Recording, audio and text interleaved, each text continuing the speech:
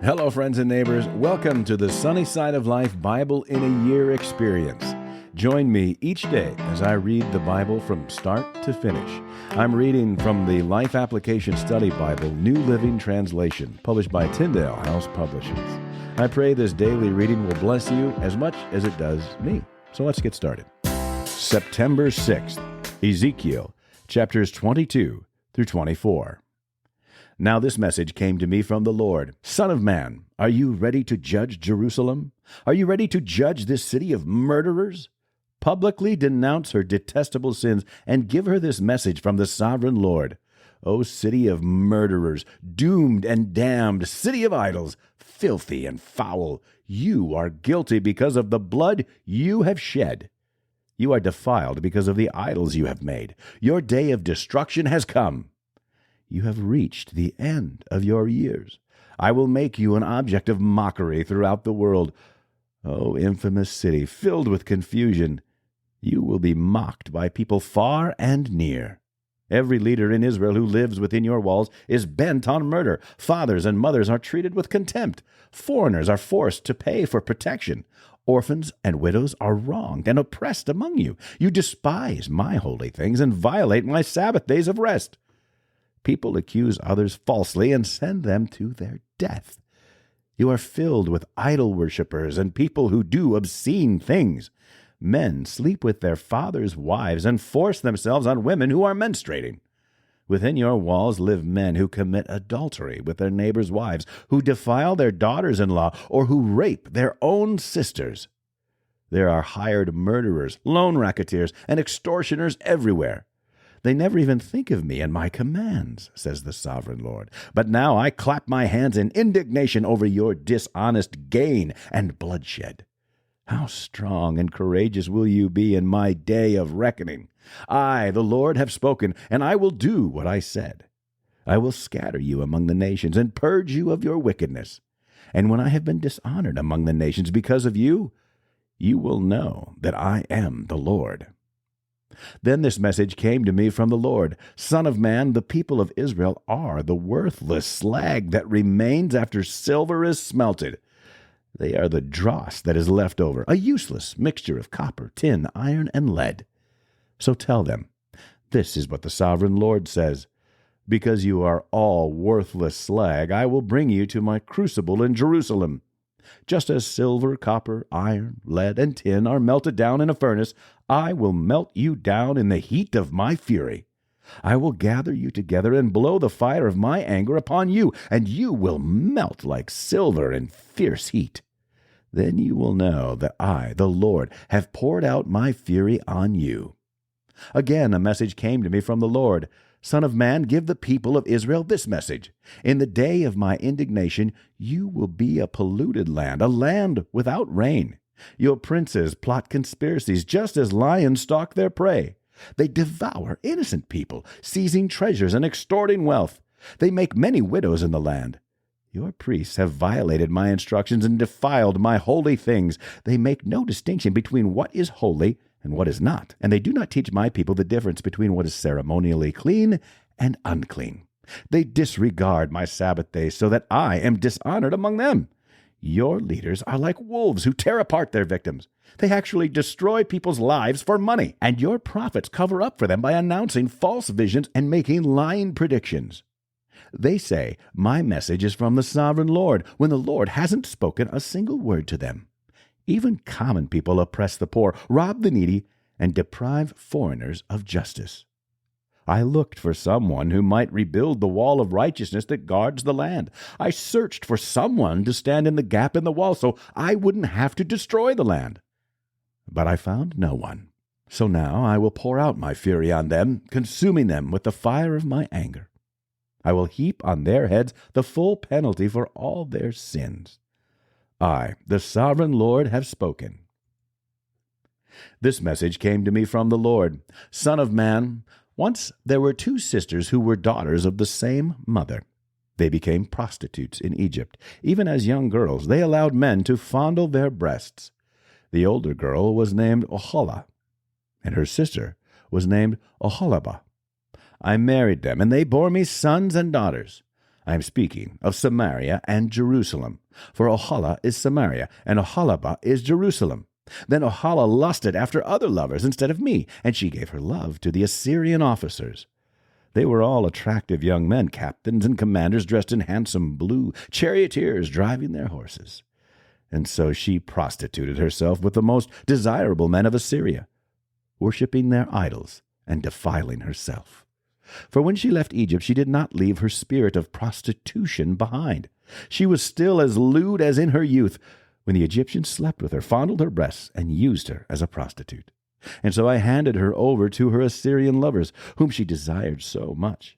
They stripped her, took away her children as their slaves, and then killed her. After she received her punishment, her reputation was known to every woman in the land. Yet even though Oholibah saw what had happened to Oholah, her sister, she followed right in her footsteps, and she was even more depraved, abandoning herself to her lust and prostitution. She fawned all over the Assyrian officers, those captains and commanders in handsome uniforms, those charioteers driving their horses, all of them attractive young men. I saw the way she was going, defiling herself just like her older sister. Then she carried her prostitution even further. She fell in love with pictures that were painted on a wall, pictures of Babylonian military officers outfitted in striking red uniforms. Handsome belts encircled their waists, and flowing turbans crowned their heads. They were dressed like chariot officers from the land of Babylonia. When she saw these paintings, she longed to give herself to them. So she sent messengers to Babylonia to invite them to come to her. So they came and committed adultery with her, defiling her in the bed of love. After being defiled, however, she rejected them in disgust. In the same way, I became disgusted with Oholibah and rejected her, just as I had rejected her sister, because she flaunted herself before them and gave herself to satisfy their lusts. Yet she turned to even greater prostitution, remembering her youth when she was a prostitute in Egypt. She lusted after lovers with genitals as large as donkeys and emissions like those of a horse. And so, Oholibah, you relived your former days as a young girl in Egypt, when you first allowed your breasts to be fondled. Therefore, Oholibah, this is what the sovereign Lord says: I will send your lovers against you from every direction, those very nations from which you turned away in disgust. For the Babylonians will come with all the Chaldeans from Pekod and Shoa and Koa, and all the Assyrians will come with them, handsome young captains, commanders, chariot officers, and other high-ranking officers, all riding their horses. They will all come against you from the north with chariots, wagons, and a great army prepared for attack. They will take up positions on every side, surrounding you with men armed with shields and helmets. And I will hand you over to them for punishment, so they can do with you as they please. I will turn my jealous anger against you, and they will deal harshly with you. They will cut off your nose and ears, and any survivors will then be slaughtered by the sword. Your children will be taken away as captives, and everything that is left will be burned. They will strip you of your beautiful clothes and jewels. In this way I will put a stop to the lewdness and prostitution you brought from Egypt. You will never again cast longing eyes on those things or fondly remember your time in Egypt. For this is what the sovereign Lord says: I will surely hand you over to your enemies, to those you loathe, those you rejected. They will treat you with hatred and rob you of all you own, leaving you stark naked. The shame of your prostitution will be exposed to all the world. You brought all this on yourself by prostituting yourself to other nations, defiling yourself with all their idols. Because you have followed in your sister's footsteps, I will force you to drink the same cup of terror she drank. Yes, this is what the sovereign Lord says: you will drink from your sister's cup of terror, a cup that is large and deep. It is filled to the brim with scorn and derision. Drunkenness and anguish will fill you, for your cup is filled to the brim with distress and desolation, the same cup your sister Samaria drank. You will drain that cup of terror to the very bottom. Then you will smash it to pieces and beat your breast in anguish. I, the sovereign Lord, have spoken. And because you have forgotten me and turned your back on me, this is what the sovereign Lord says: You must bear the consequences of all your lewdness and prostitution. The Lord said to me, Son of man, you must accuse Oholah and Oholibah of all their detestable sins. They have committed both adultery and murder, adultery by worshiping idols, and murder by burning as sacrifices the children they bore to me. Furthermore, they have defiled my temple and violated my Sabbath day. On the very day that they sacrificed their children to their idols, they boldly came into my temple to worship. They came in and defiled my house. You sisters sent messengers to distant lands to get men. Then when they arrived, you bathed yourselves, painted your eyelids, and put on your finest jewels for them. You sat with them on a beautifully embroidered couch and put my incense and my special oil on a table that was spread before you. From your room came the sound of many men carousing. They were lustful men and drunkards from the wilderness, who put bracelets on your wrists and beautiful crowns on your heads. Then I said, if they really want to have sex with old worn-out prostitutes like these, let them. And that is what they did. They had sex with Oholah and Oholibah, these shameless prostitutes, but righteous people will judge these sister cities for what they really are, adulterers and murderers. Now this is what the sovereign Lord says. Bring an army against them and hand them over to be terrorized and plundered. For their enemies will stone them and kill them with swords. They will butcher their sons and daughters and burn their homes. In this way I will put an end to lewdness and idolatry in the land, and my judgment will be a warning to all women not to follow your wicked example. You will be fully repaid for all your prostitution, your worship of idols. Yes, you will suffer the full penalty. Then you will know that I am the sovereign Lord. On January 15th, during the 9th year of King Jehoiachin's captivity, this message came to me from the Lord.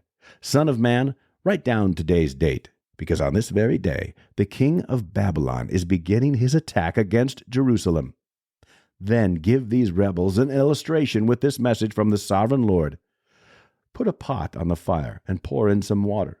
Fill it with choice pieces of meat, the rump and the shoulder, and all the most tender cuts. Use only the best sheep from the flock, and heap fuel on the fire beneath the pot. Bring the pot to a boil, and cook the bones along with the meat. Now this is what the sovereign Lord says. What sorrow awaits Jerusalem, the city of murderers! She is a cooking pot whose corruption can't be cleaned out. Take the meat out in random order, for no piece is better than another. For the blood of her murders is splashed on the rocks. It isn't even spilled on the ground where the dust could cover it.